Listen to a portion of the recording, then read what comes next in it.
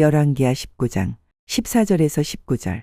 히스기야가 사자의 손에서 편지를 받아보고 여호와의 전에 올라가서 그 편지를 여호와 앞에 펴놓고 그 앞에서 기도하여 가로되 그룹들 위에 계신 이스라엘의 하나님 여호와여, 주는 천하 만국의 홀로 하나님이시라. 주께서 천지를 조성하셨나이다. 여호와여, 귀를 기울여 들으소서. 여호와여, 눈을 떠서 보시옵소서. 사내립이 사신 하나님을 회방하러 보낸 말을 들으시옵소서.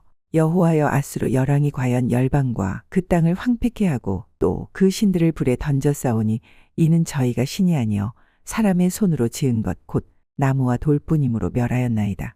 우리 하나님 여호와여, 원컨대 이제 우리를 그 손에서 구원하옵소서. 그리하시면 천하 만국의 주 여호와는 홀로 하나님이신 줄 알리이다 아니라. 여러분, 우리가 기도를 한다 할 경우에 기도는 과연 무엇일까? 한번 생각해 보십시오. 우리가 어떠한 경우에 기도를 하는가? 물론 신앙이 성숙한 사람은 그의 삶 자체가 기도의 생활일 것입니다.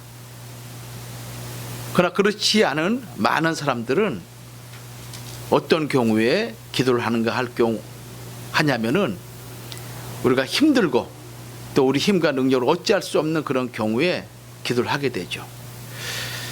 그래서 기도를 이렇게 우리가 말할 수가 있습니다. 기도란 인생의 약함을 피워나는 방법이다. 인생의 약함을 피워나는 방법이다. 동시에 하나님으로부터 강함을 위한 도구다. 하나님의 도움으로 우리가 힘과 능력을 얻는 그 도구가 무엇인가? 기도다. 이렇게 말할 수가 있는 것입니다. 인생이 약하기 때문에 우리는 강하신 하나님께 기도할 수밖에 없으며 그 하나님으로부터 오는 그 능력을 힘입어 우리의 모든 문제를 해결하고자 하는 그런 강함을 위한 도구, 그것이 무엇인가? 기도다. 이렇게 말할 수가 있는 것입니다. 우리가 살고 있는 이 사회, 국가는 지금 예상치 못한 위기를 만나고 있습니다. 그리고 그 위기가 우리로 하여금 견디기 힘들게 만들기도 하고 또 때로는 좌절, 절망, 포기 상태에 우리를 몰고 가기도 합니다. 오늘 본문에 나와 있는 히스기야 왕이 처한 상황 자체가 바로 그러한 상황이었습니다. 아무리 국가 체제를 정비하고 또 국방력을 강화한다 할지라도 그것보다 더 강한 대군이, 강한 나라가 침공해 왔을 경우에 한 나라의 존망이 걸린 위경을 만나게 됩니다. 그 당시 가장 강력한 패권 국가가 누군가 하면은 아수르라는 제국이었습니다. 이 아수르 제국은 북조 이스라엘을 주전 722년에 멸망시키죠. 이 멸망 사건을 본 남조 유다는 자기 동족을 잔인하게 죽이고 그리고 그 땅의 백성들을 아주 엄청나게 핍박하는 그 현상을 보고 이 남조 유다는 반유대 정책을 갖게 되죠. 그러자 이 아수르 대군이 남조 유다를 다시 공격하기 시작한 것입니다. 그 왕이 누군가 하면은 산헤립이라는 왕이었습니다. 산헤립. 막강한 군사력을 보유하고 있었습니다. 그래서 이 산헤립은 그의 신하들을 보내서 유다 백성들을 이제 항복하도록 유도를 합니다.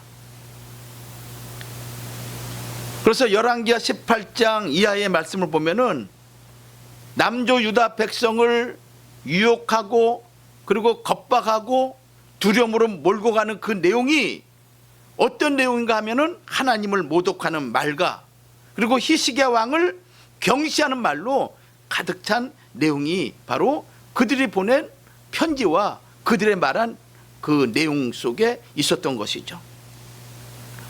이때 아수르 왕 산헤립의 신하 랍사게가 유다 방언으로 히스기야 왕과 신하들 그리고 백성들의 마음을 아주 격동시키게 만듭니다. 아주 낙심하게 만들죠. 그 말씀이 열왕기하 18장 28절과 29절에 기록되어 있습니다. 이 말씀을 보면은 랍사게가 드디어 일어서서 유다 방언으로 크게 소리질러 불러 가로되 너희는 대왕 아수르 왕의 말씀을 들으라. 왕의 말씀이 너희는 히스기야에게 속지 말라. 저가 너희를 내 손에서 견뎌내지 못하리라. 히스기야 왕의 얘기를 듣지 말라는 것입니다. 그가 아무리 이런 말 저런 말 하더라도 유다 백성 너희는 대왕 아수르의 그 사네립, 이 사네립 왕의 손에서 절대 너희를 건져내지 못한다. 그러니 그의 말을 듣지 말라. 이렇게 백성들의 마음을 약하게 만드는 거예요. 18장 32절에 보면은 내가 장차 와서 너희를 한 지방으로 옮기리니 그곳은 너희 본토와 같은 지방 곧 곡식과 포도주가 있는 지방이요 떡과 포도원이 있는 지방이요 기름 나는 감람과 꿀이 있는 지방이라. 너희가 살고 죽지 아니하리라. 히스기야가 너희를 멸려하여 이르기를 여호와께서 우리를 건지시리라 하여도 듣지 말라. 야 남조 유다 백성아 잘 들어라. 내가 너희들을 지금 너희가 살고 있는 이 땅보다 더 풍요한 땅으로 너희들을 인도할 거야.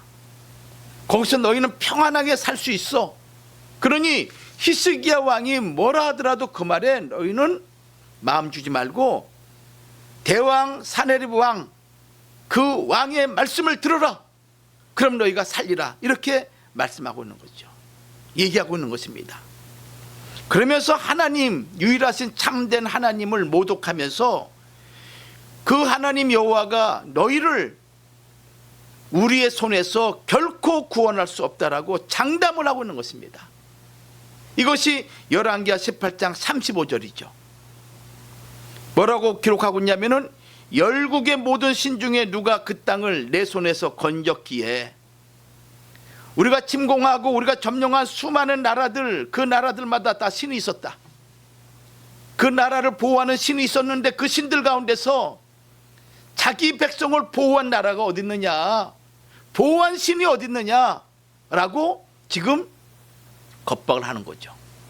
하나님을 모독하는 거예요. 열국의 모든 신 중에 누가 그 땅을 내 손에서 건졌기에 여호와가 예루살렘을 내 손에서 능히 건지겠느냐 하셨느니라. 우리 왕이 이렇게 얘기했어.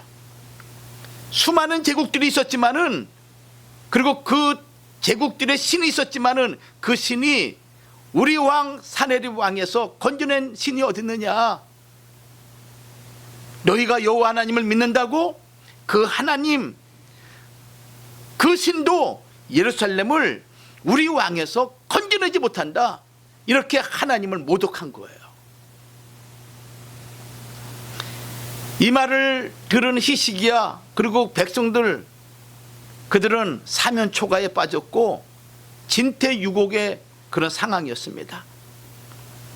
내가 과연 이 위기 가운데, 이 생사의 기로 가운데 여호와 하나님을 내가 의지할 것인가, 아니면 아수르 왕을 의지해서 내가 내 생명을 보존할 것인가 결단을 해야 되는 그런 순간이었습니다. 성도 여러분, 오늘 우리 대한민국의 상황이 지금 그런 상황입니다. 민주당과 국민의힘과의 정치 투쟁이 아니죠.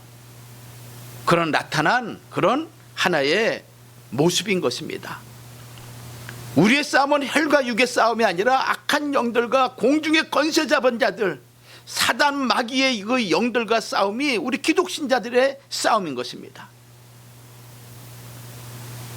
민주당과 국민의힘 당파 싸움이 아니라 그 내면적으로 살펴볼 것 같으면, 그 배경을 볼 것 같으면은 중국 공산당과 북한 주사파들을 추종하는 중심 세력들, 즉 공산주의 체제와 그리고 자유민주주의 국가체제를 지키려는 대통령과 국민들 간의 체제전쟁인 것입니다. 체제전쟁이야. 이념전쟁인 것입니다.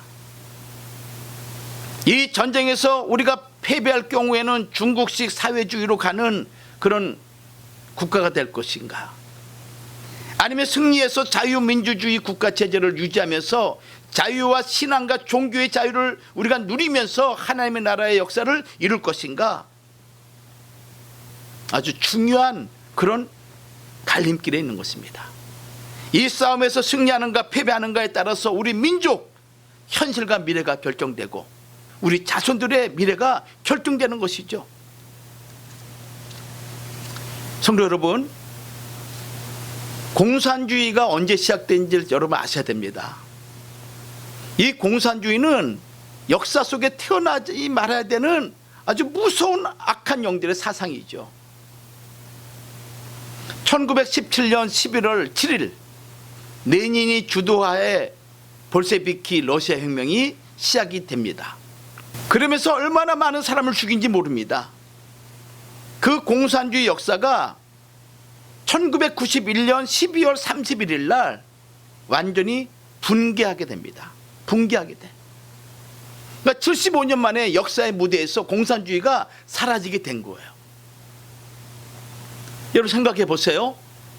공산주의가 시작됐을 경우에 그들이 외친 구호가 뭐였습니까?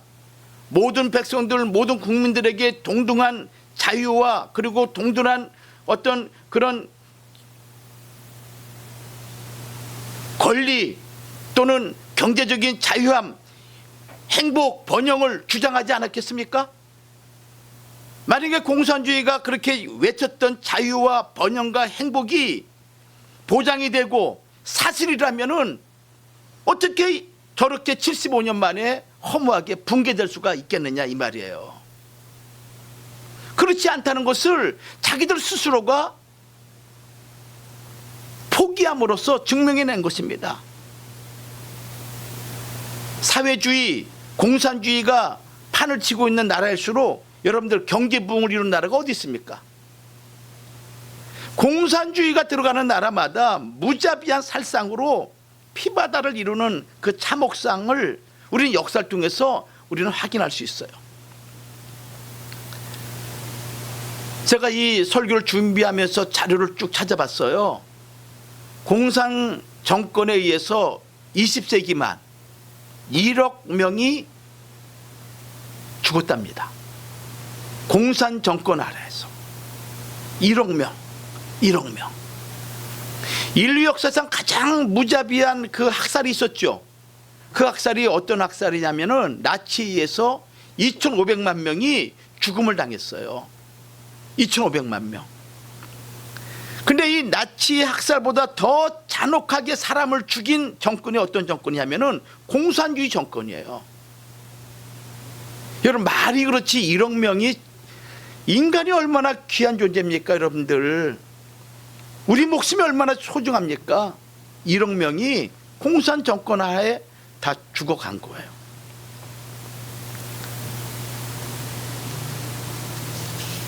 공산주의 흑서라는 책이 있습니다. 공산주의 흑서라는 책이 있어요. 그 공산주의 흑서라는 책을 볼 것 같으면은 거기에 20세기에 공산 정권이 죽인 사람들의 그 몇 명인지 나오는데 소련 공산당 스탈린이 공산 독재로 있을 때 4,500만 명 넘는 인간이 죽었답니다. 4,500만 명. 우리나라 남한 인구의 거의 90%가 이 공산 정권 아래에서 죽은 거예요.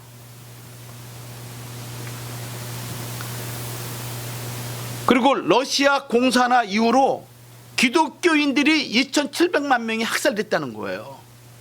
여러분들 우리나라가 공산화되잖아요. 사회주의 중국식 공산화가 되잖아요.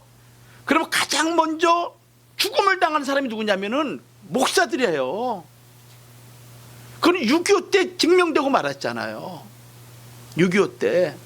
그러니까 목사들이 정신 차려야 돼요. 이런 위기 상황 속에서도 목사들이 깨어있지 못하고 기도하지 않고 나라와 민족을 위해서 올바른 얘기 못한다면은 언제 올바른 얘기를 하겠습니까?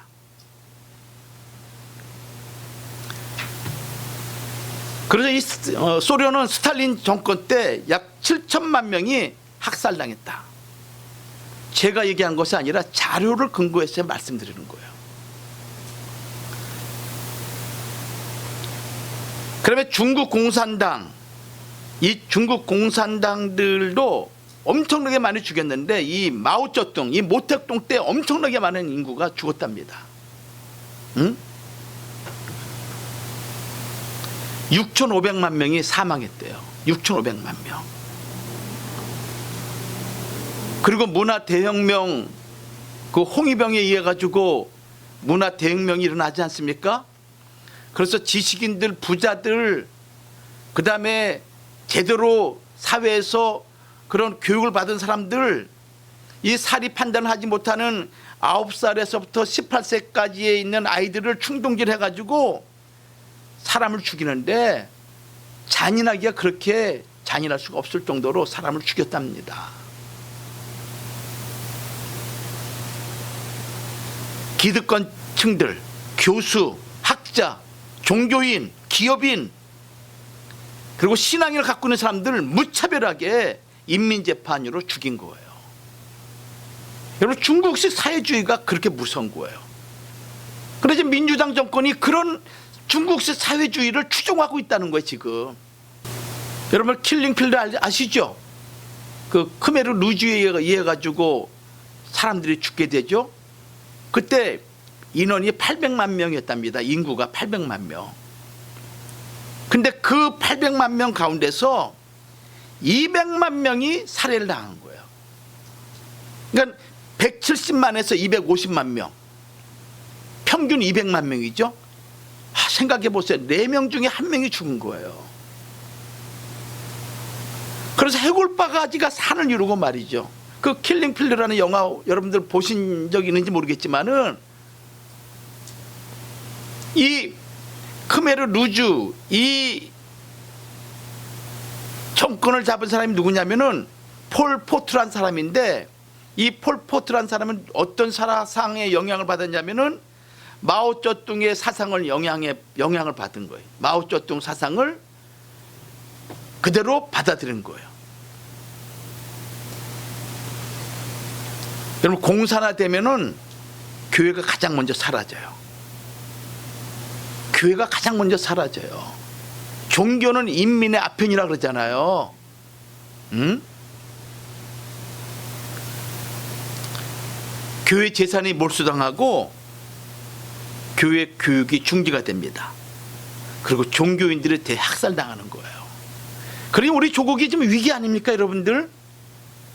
야, 그럴 리가 있겠니? 그럴 리가 있겠니라는 이 말이 결국은 엄청난 결과를 갖고 오는 거예요. 우리가 기도하지 않으면 안 되는 거예요. 내가 미국에 있다. 우리 일가 친척들 한국에 있잖아요. 공산화되면은 중국식 사회주의가 되거나 또 그런 가정으로 가게 되면요, 이 사회주의는 반드시 공산화로 가게 돼 있는 거예요. 공산화 가기 전에 단계가 뭐냐? 사회주의인 거예요. 사회가 잘 돼야 된다. 모든 사람들이 공평하게 대접받아야 된다 라고 하지만은 결국 뭡니까? 공산당만 살찌우게 되게 되고 나머지는 다 비참하게. 지금 우리 북한을 보면 알 수 있잖아요. 북한을 보면은 북한 군인들이 우리와 1대1로 싸우게 되면요, 우리가 경쟁이 안 돼요. 왜 경쟁이 안 되냐면은 우리는 그래도 아주 잘 먹고 그래 튼튼하잖아요. 모든 피복이라든가 장비가 좋고. 근데 걔네들은 키가 150 전후뿐이 안 돼요. 북한에서 200만 명이 죽었죠. 300만 명 기근, 이거는 제외하고 공산 정권에 들어와서 200만 명이 북한에서 죽은 거예요. 아프리카에서 170만 명, 아프가니스탄 150만 명, 베트남에서 100만 명. 말할 수 없습니다. 공산 정권이 들어가는 곳마다 사람을 죽이기를 파리 죽이듯이 죽이는 거예요.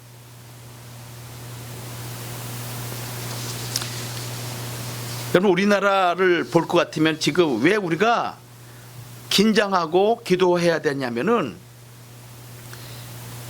사실은 이승만 박사를 기준으로 해가지고 우리 자유민주 국가 체제가 갖추어지게 되죠. 그래서 이승만 대통령을 우리 대한민국의 국부라고 얘기하는 이유가 거기에 있습니다. 나중에 제가 기회가 되면은 이승만 박사가 한 우리 국가와 민족을 위해서 한 그 업적을 한번 제가 강의할 기회가 있을 거예요. 그리고 그 가난하고 헐벗은 우리 조국 대한민국을 박정희 대통령이 온갖 굴욕을 참아가면서 외국 자본을 갖고 오고 거기에서 얻어지는 달러 가지고 우리나라 경제를 일으킨 거 아니겠어요? 식민지 나라가 반세기 만에 세계 선진국이 된 나라, 세계 역사에 어디 있습니까? 물론 하나님의 강권적인 역사였지만 그 역사 속에 쓰임받은 박정희 대통령과 이승만 대통령이 있었기 때문에 우리 민족이 이렇게 된 거예요. 김대중 대통령이 이런 얘기했죠. 북한은 핵을 보유할 의지도 없고 보유할 능력도 없다. 우리가 잘 알다시피 김정일에게 현대그룹의 정몽원을 통해 가지고 5천억을 갖다 바치지 않았습니까? 그것이 결국은 북한 핵을 만드는 자금이 되었죠. 그 이후에 노무현 대통령이 우리나라 대통령이 됐습니다. 친중으로 넘어갔죠. 노무현이 한 얘기가 있습니다. 노무현 대통령이 나는 외국에 나가면 북한 대변인이었다. 이게 말이 됩니까? 우리의 주적이 북한인데 나는 외국에 나가면 북한 대변인이었다라고 자유 대한민국 대통령이 이렇게 표현한 거예요. 그러면서 한국전에 기입한 마오쩌둥을 나는 존경한다. 노무현 대통령이 한 얘기예요. 대량 학살자를 존경한다. 이 정신병자가 아니고서 어떻게 이런 얘기를 할 수 있겠습니까? 문재인 대통령 때는 이런 얘기를 했죠. 중국몽을 이루는데 협조하겠다. 중국의 꿈을 이루는데 우리 대한민국이 협조하겠다. 누가? 문재인 대통령이. 그러면서 중국은 큰 봉우리고 우리나라는 우리나라도 아니야. 저희 나라는 작은 봉우리다. 어디에서? 베이징대에서 얘기한 거 아니에요. 이야, 이게 대통령입니까? 응? 여러분, 이재명은 더 잔인한 사람이에요.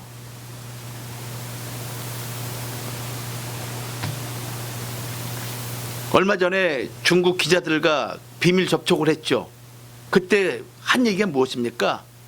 대규모 전쟁으로 인간 개체수를 줄여야 된다.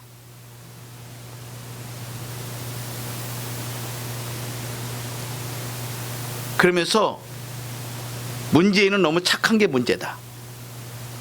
다른 데서 얘기한 거예요. 권력은 잔인하게 행사해야만이 된다. 이렇게 믿는 사람이에요.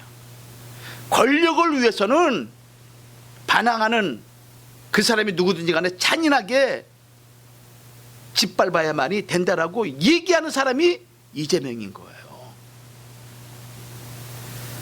이 이재명 정권이 만약에 들어와 보세요. 여러분들 어떻게 되는 거 뻔한 거 아니에요. 서울대 명예교수이자 KBS 이사장 여기만 역사학자 이윤호 선생이 있습니다. 이윤호 선생. 이분이 이런 얘기를 했습니다. 이재명이 집권하게 되면은 대한민국 끝장나고 우리는 현대판 노예로 전락할 것이다 라고 얘기를 했어요. 역사를 보는 어떤 통찰력이 있는 분 아니겠습니까? 그러면서 이재명 같은 인물이 대권을 잡게 될 경우 어떤 깨끗한 청산을 위한 해오리 바람이 불지 생각만 해도 소름 끼친다. 캄보디아 같은 킬링 필드가 재현될 수가 있겠구나. 남북관계가 지금보다 더 빠르게 변해서 김정은 연방제도를 밀어붙일 수 있겠다라는 판단이 들 정도로 자기는 무섭다 얘기를 하는 거예요. 그래서 우리가 조국 대한민국을 위해서 기도를 해야 된다는 거예요. 제가 지금 쭉 얘기했잖아요. 하나가 공산 정권이 언제부터 들어왔는지, 공산주의가 언제부터 시작됐는지, 그들이 정권으로 국가의 권력을 잡은 이후로 얼마나 많은 인명이 살상됐는지,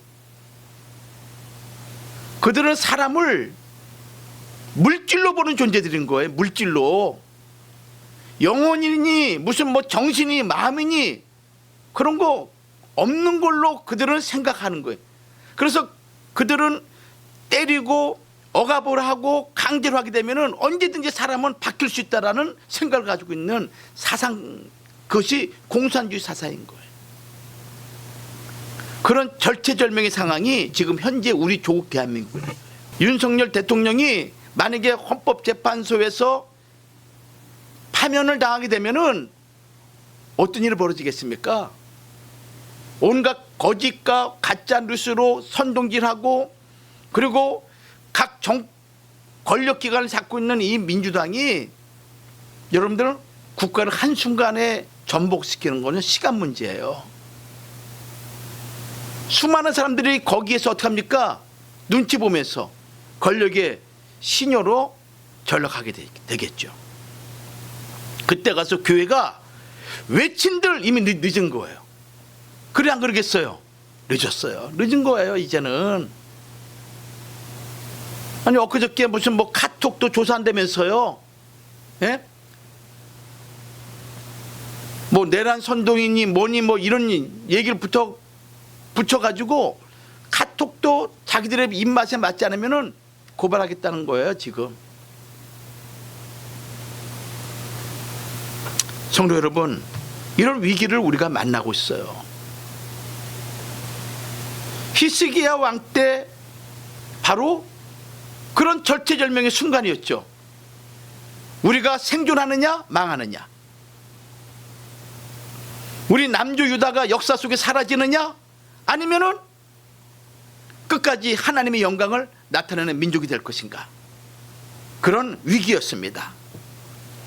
이 상황 속에서 히스기야는 어떻게 했습니까? 하나님께 기도를 한 거예요.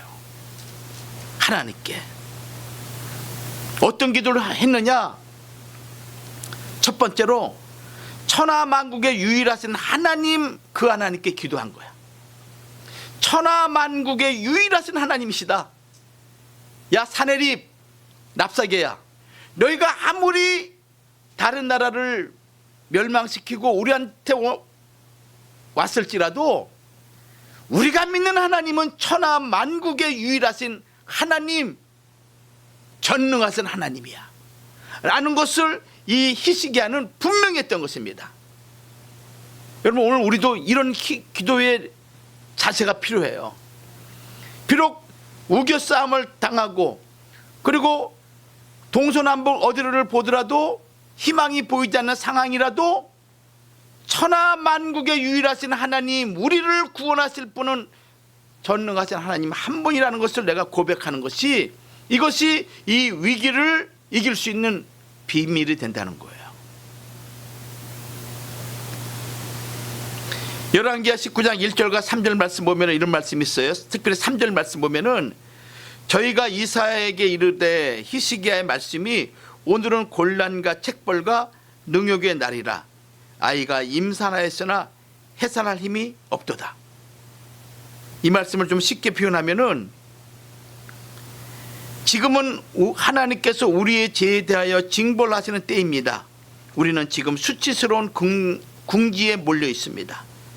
우리는 해산할 때가 되었으나 더 이상 어머니에게 해산할 힘이 없어서 태중에 머물러 있는 아이와 같이 되었습니다. 어머니가 아이를 뱄어. 해산의 때가 돼서 아이를 낳아야 되는데 어머니가 힘이 없어서 이 아이를 낳지를 못하는 거야. 어떻게 되겠습니까? 복중에 있는 아이도 죽고 어머니도 죽게 되겠죠. 그것이 바로 남조 유다가 처한 그런 상황이라는 거예요.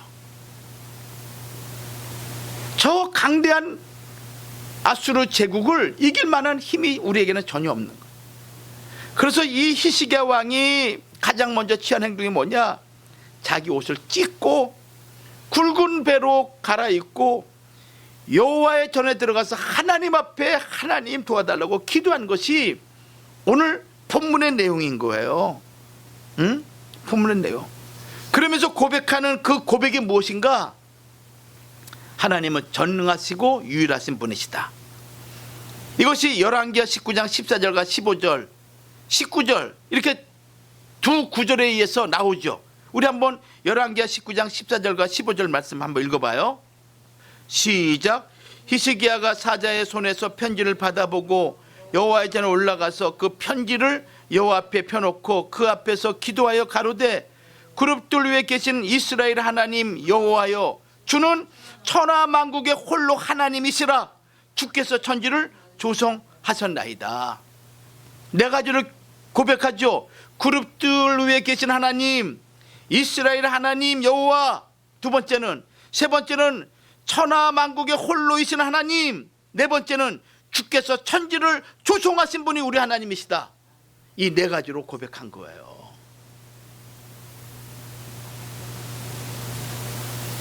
한마디로 신앙 고백이죠. 자신의 신앙 고백인 거예요. 그룹들 위에 계신 하나님, 이스라엘 하나님 여호와, 언약의 하나님, 한 번 말씀하시면 그 말씀을 신실하게 지키신 하나님, 그리고 그 하나님은 천하만국의 오직 유일하신 하나님, 그 하나님은 천지를 창조하신 하나님. 얼마나 위대한 신앙 고백입니까? 여러분, 위기를 만날 때마다 이런 신앙 고백을 하시란 말이에요. 그러니까 주님 도와주세요 이걸로 끝나지 말고, 내가 믿는 하나님은 이 모든 환난과 고난을 통해서 우리를 훈련시키시고, 그리고 이것을 해결할 수 있는 천하 만국의 유일하신 하나님이심을 내가 고백할 때 하나님은 그 고백을 들으시면서 하나님 자신이 하나님이심을 우리에게 보여주신다는 거예요. 여러분 믿습니까? 우리는 기도할 때 닥친 시련이 빨리 해결되기를 간구하죠. 그러나 하나님은 우리에게 원하는 게 있습니다. 하나님의 영광을 위해서 구하라. 하나님의 영광을 위해서. 우리가 기도할 때마다 가장 먼저 생각해야 되는 건 뭐냐? 하나님의 영광을 위해서 우리가 기도를 해야 되는 거예요. 하나님의 영광을 위해서 우리가 이 모든 시련과 어려움에서 벗게 해달라고 기도해야 되는 거예요. 성도 여러분, 하나님이 하나님의 영광을 위해서, 하나님의 이름을 위해서 우리 민족의 이 시련을 반드시 해결해 주실 줄 믿습니다. 하나님의 영광을 위해서. 그래서 무슨 일을 하든지 무엇을 먹든지 무엇을 마시든지 우리는 하나님의 영광이야. 내가 무슨 일을 하든지 간에 하나님의 영광을 위해서. 내가 시련을 당해도 하나님의 영광을 위해서. 내가 고난 가운데 있다 할지라도 하나님의 영광을 위해서. 그런 마음으로 내가 믿고 나갈 때 하나님이 얼마나 기뻐하실까. 아무리 흔들고 아무리 하나님이 시험해봐도 요지부동이야.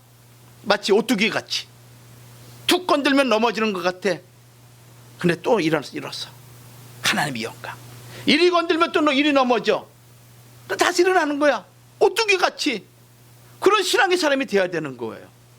진짜 신앙인은 내가 죽더라도 교회에서, 내가 예배 드리는 가운데, 기도하는 가운데, 말씀을 듣는 가운데 그런 마음으로 살아갈 때 하나님이 우리의 생명을 보장해 주시고 영육간의 강건함을 주시고 우리 자녀들의 모든 미래까지 책임져 주심을 믿으시기를 주의 이름으로 축원합니다.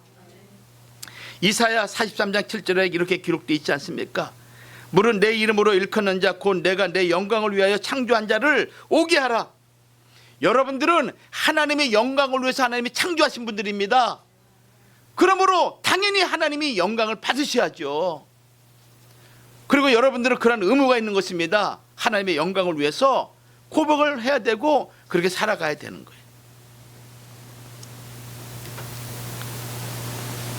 두 번째 어떤 기도를 했냐면은 여호와여 보고 들으시옵소서. 기도의 자세죠. 기도의 자세야.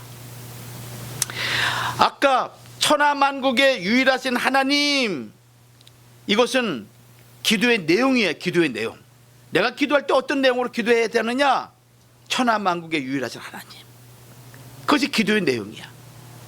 두 번째는 기도의 자세를 말씀하고 있는데 여호와여 보고 들으시옵소서.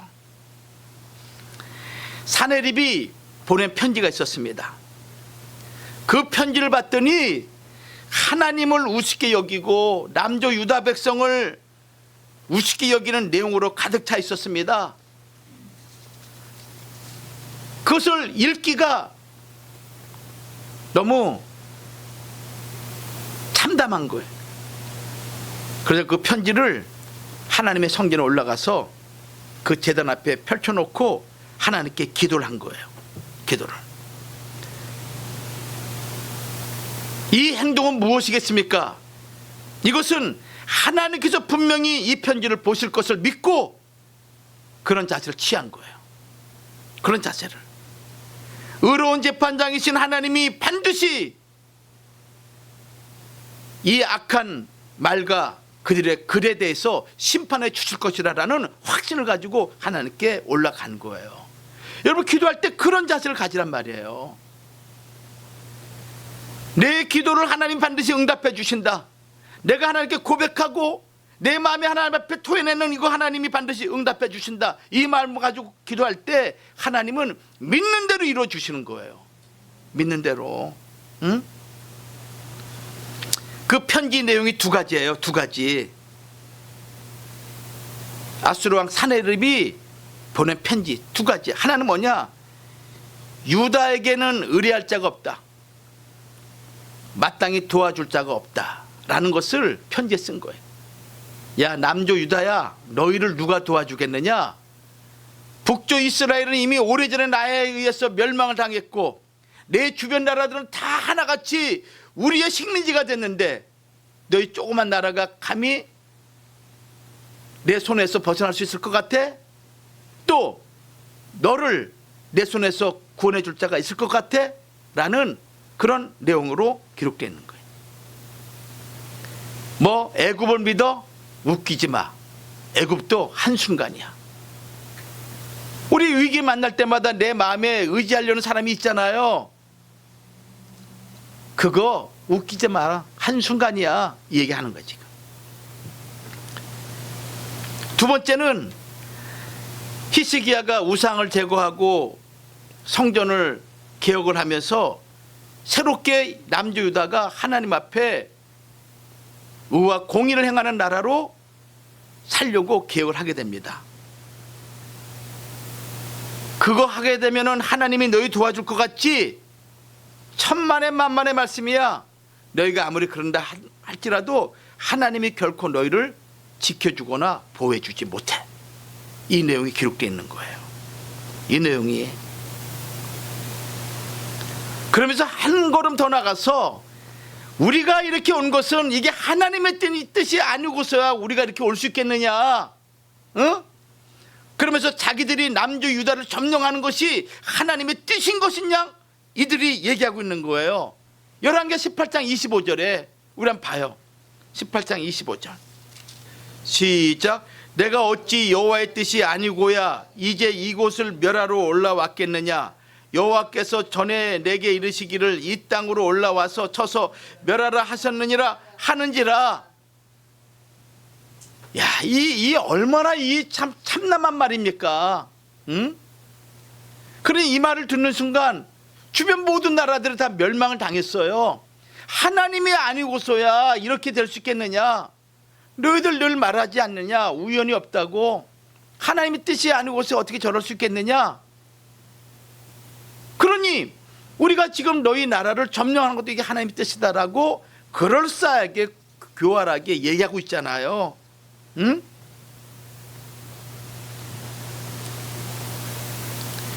히스기야 말 믿지 말고 다른 사람 말 믿지 말라. 우리 말만 들어라. 라고 얘기하면서 우리가 너희를 아주 풍요롭게 만들어 주겠다라고 얘기하는 거예요. 성도 여러분, 오늘날도 어둠의 권세는 하나님의 백성들에게 이런 의도를 가지고 우리를 회유하고 우리를 유혹하고 있습니다. 백성들이 그런 말에 넘어가는 거예요. 가짜 뉴스에. 그나마 참 하나님의 은혜로 대한민국 백성들이 깨어나고 있지 않습니까? 그러니까 계엄이 아니라 계몽이라는 그런 말로 이렇게 바뀔 정도로 그리고 지지율이 점점 높아가는 거예요. 왜 그렇습니까? 그 정치를 봤거든요. 윤석열 대통령의 마음을 봤거든요. 민주당 정권의 그 음흉한 계기를 봤거든요. 그러니까 백성들의 마음이 움직이는 거야. 우리 기독교 신자들이 넘어가면 안 되는 거예요, 여러분들. 근데 기독교 신자들이 넘어가는 거야. 이런 가운데서도 목사들 가운데서도 몇 명이 또 여러 명들이 탄핵에 찬성하고 캐돌리고 말할 나이도 없고 말입니다. 응? 뭐 정의구현 사제단이니 뭐니 하면서 사사건건 자유민주국가 체제를 무너뜨리려고 하는 그런 자들이 얼마나 많이 있습니까? 여러분들, 우리는 깨어서 이 시대를 제대로 보는 안목을 갖고 있어야 돼요. 그냥 이런 말 저런 말에 귀 빌려줘 가지고 우리의 신앙도 잃어버리고 그리고 우리 민족도 잃어버리는 어리석은 자가 되지 말아야 되는 거예요. 하나님의 이름을 모욕하는 것을 들은 이 히스기야 왕이 거룩한 의분을 가지고 그 편지를 하나님께 펴놨어. 하나님 보고 들으시옵소서. 우리가 오늘 기도할 때 그런 마음으로 우리가 기도해야 돼. 하나님, 우리 민족의 위기를 하나님 보시고 들으시옵소서. 이 민족을 회복시켜달라고 하나님께 구할 때 하나님이 우리 기도에 응답 주실 줄 믿습니다. 여러분, 우리 대한민국은 시작부터 우리 대한민국은 하나님 앞에 기도로 시작한 나라가 우리 조국 대한민국이에요. 여러분, 1945년 절대적인 하나님의 은혜로 우리나라가 해방됐죠. 그리고 1948년 첫 번째로 재헌국회가 이제 시작이 됩니다. 재헌국회가. 그때 여러분들 이승만 박사가 1948년 5월 31일이죠. 5월 31일 초대 국회를 여는 첫날이었습니다. 초대 국회. 그때 이승만 박사가 이런 얘기를 해요. 대한민국 독립민주국 제1차 회의를 열게 된 것을 하나님께 감사한다. 그러면서 하나님께 대한 기도로 첫 국회의 첫 회의를 시작하자. 야, 대한민국 최초의 국회가, 초대 국회가 시작이 되는 그 첫 시간, 그때 단상이 올라와서 하나님이 우리로 하여금 이 회의를 열게 해주신 것 감사하자. 그러면서 이 첫 회의를 기도로 시작하자. 그래가지고 그 당시 재헌 국회의원들이 198명인데 그 중에서 목사로서 당첨된 사람이 딱 한 명 있었습니다. 그 사람이 누군가 하면 이윤영 의원이에요. 이윤영 의원. 당시 의원들 중에 유일하게 목사님이야. 그분이 올라와가지고 기도를 했습니다. 기도를. 그 기도 내용이 무엇인가 하면은 이런 내용이었어요. 이 우주와 만물을 창조하시고 인간의 역사를 섭리하시는 하나님이시여, 이 민족을 돌아보시고 이 땅에 축복하셔서 감사에 넘치는 오늘을 있게 하심을 저희들은 성심으로 감사하나이다 라면서 극진한 감사로 하나님 앞에 기도를 올린 거예요.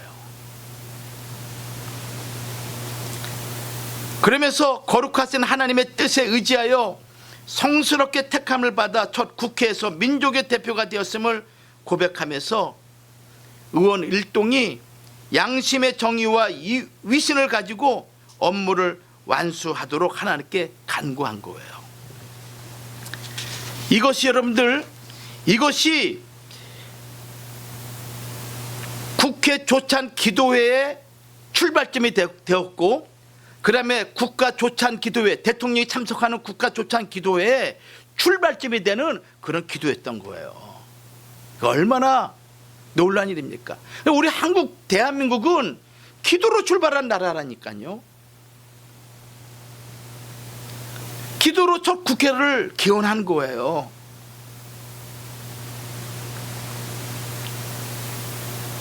그리고 위기 때마다 우리 조국 대한민국은 기도로 위기를 해결했습니다. 여러분들 북한 공산주의에 의해 가지고 침략을 당해서 낙동강 이하 대구 부산 몇몇 마산까지 몇 개 도시 안 남았잖아요. 근데 그 위기 상황에서 낙동강이 뚫리게 되면은 우리 민족은 지구상에서 영원히 사라지는 그런 나라가 되죠. 그때 메가더 장군에 의해서 인천 상륙작전을 해야 되는데 날씨가 너무 안 좋은 거야. 절체절명의 상황이었죠. 그때 부산 초량교회에 목사 장로님 250명이 모여가지고 하나님 앞에 회개 자복하면서 기도한 거예요. 그 기도가 있고 난 이후에 3일 만에 성공률이 5,000분의 1도 안 되는 인천 상륙작전을 성공적으로 함으로 오늘 우리 조국 대한민국이 자유민주국가 체제를 유지하게 된 거예요. 기도로 우리 민족은 지금까지 온 겁니다. 여러분, 이 위기를 만났을 때 우리가 해야 되는 게 무엇입니까? 하나님께 기도하는 거야. 아무리 바쁘더라도 조국과 민족을 위해서 여러분들 기도하시기를 주의 이름으로 축원합니다. 그 기도의 응답이 무엇입니까? 자, 열왕기하 19장 우리 34절 말씀 볼게요. 19장 34절 시작. 나와 나의 종 다윗을 위하여 이 성을 보호하여 구원하리라 하셨나이다 하였더라. 할렐루야 아닙니까? 예? 하나님 앞에 그렇게 옷을 찢고 굵은 배로 갈아입고 하나님께 가서 기도한 거야. 그랬더니 하나님께서 뭐라고 말씀하셨습니까? 내가 나와 나의 종 다윗을 위하여 이 성을 보호하여 구원하리라. 이렇게 말씀한 거 아니겠습니까? 응? 그리고 그날 밤에 아수르 대군 18만 5천 명이 쳐들어왔는데 그날 밤에 천군 천사를 보내가지고 18만 5천 명을 한 순간에 다 죽여버린 거야. 자, 우리 36절 말씀 봐요. 36절 시작. 이 밤에 여호와의 사자가 나와서 아수르 진영에서 군사 18만 5천 명을 친지라. 아침에 일찍 일어나 보니 다 송장이 되었더라. 아수르 왕 사네립이 떠나 돌아서 가서 니느웨에 거주하더니 그가 그의 신 니스록의 신전에서 경배할 때 아드람멜렉과 사레셀이 그를 칼로 쳐 죽이고 아라 땅으로 그들이 도망하며 그 아들 엘살하돈이 대신하여 왕이 되니라. 그 기도 하나님의 응답이 있는 그날 밤에 하나님의 손에 의해서 18만 5천 명이 하루아침에 죽임을 당한 거예요. 이게 우리가 믿는 하나님이십니다. 여러분들 아셨죠? 아무리 수많은 사람들이 우리를 우겨싸고 우리를 포위한다 할지라도 하나님이 우리의 기도의 응답자가 되시면은 그 밤에 놀라운 기사와 이적이 벌어지는 거예요. 이게 우리가 믿는 하나님이신 거예요. 응? 그렇기 때문에 우리 조국 대한민국이 아무리 위기를 만난다 할지라도 하나님을 경외하고 하나님을 간절히 매달릴 때 하나님이 우리의 기도에 응답 주심을 믿으시기 바랍니다. 그래서 지금은 히스기야 왕과 같은 기도가 필요한 때다. 하나님, 우리 조국 대한민국을 보시고 들으시옵소서. 위기를 보시고 성도들의 기도를 들으시옵소서 할 때 하나님, 내가 들었다 하시면서 내가 너희를 위하여 조국 대한민국을, 우리 대한민국을 내가 보존하리라. 그리고 더 나아가서 남과 북이 통일한 국을 이루게 해주겠노라. 이 말씀이 우리에게 임할 줄 믿습니다. 그런 마음으로 여러분들 기도하시고 더 간절히 하나님께 나아가기를 주의 이름으로 축원합니다. 기도하겠습니다. 살아 역사하신 하나님 아버지 은혜를 감사합니다. 우리 조국 대한민국 볼 때 마음이 답답하고 고통스럽고 앞으로 어찌 될 것인가 염려가 참으로 우리 마음에 가득합니다. 그러나 하나님, 하나님인 천하만국의 유일하신 우리 하나님이심을 고백합니다. 우리 하나님께서 우리 조국 대한민국을 국리로 여겨 주셔서 저 어둠의 권세가 이기지 못하도록 도와주시옵시고 악한 세력들이 우리 조국 대한민국을 하나님 넘보지 못하도록 하나님의 의와 공의가 강물같이 흐르는 나라가 되도록 하나님께서 축복하여 주시옵소서. 자비로우신 아버지 하나님, 그래야 하나님의 권능과 능력으로 그 옛날 아수르 대군 18만 5천 명을 하루아침에 무찌른 것 같이 어둠의 권세들을 하나님께서 물리쳐 주시옵시고 남과 북이 통일한국을 이루는 놀란 축복을 허락하여 주시옵소서. 하나님 아버지, 우리 햇보라자 교회와 선교를 기억하여 주시고 여러 가지 어려움과 위기 가운데 있을지라도 하나님께 기도함으로 하나님의 도우심을 맛보며 믿음으로 승리하는 거룩한 주님의 몸된 제단과 선교가 되도록 축복하여 주시옵시며 원찮은 질병 가운데 있는 성도들도 위로하여 주셔서 하나님 강건함을 힘입을 수 있도록 하나님이 도와주시옵소서. 예수님의 이름으로 기도 올리옵나이다. 아멘.